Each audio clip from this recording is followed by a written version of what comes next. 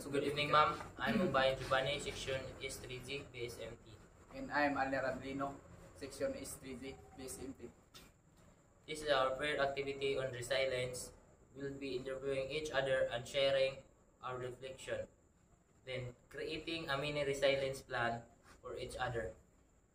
Question: what is one of challenging experience you have overcome in the past year?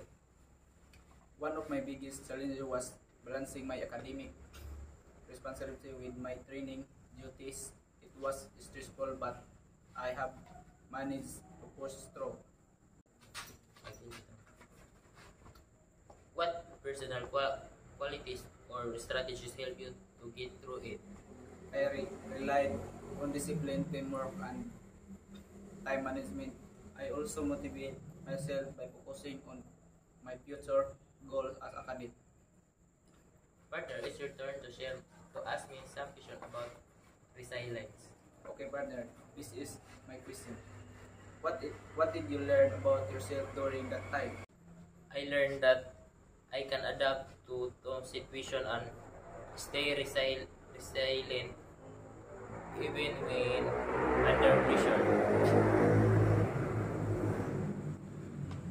What are the current sources of stress in your life?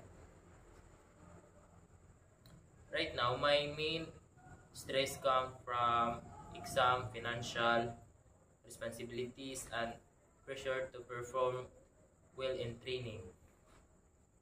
What support or strategy might help you cope better? I think I can cope better with encouragement from my family, guidance, mentor, and by participating self-care and resisting and exercising.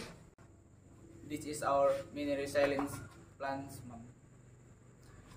Personal strength to remember. I am disciplined and adaptable. Positive affirmation. I can overcome challenges because I am stronger than I think. Resilience strategy to try this way. Take a short break during stay time to avoid burnout. Personal strength to remember. I am determined and hardworking. Positive affirmation. I am capable of handling responsibilities and growing from challenges. Resilience strategy to try this week. Write down your small wins every day and stay motivated. This is our resilience plan, and we're ready to face challenges with strength and confidence. Thank you for watching.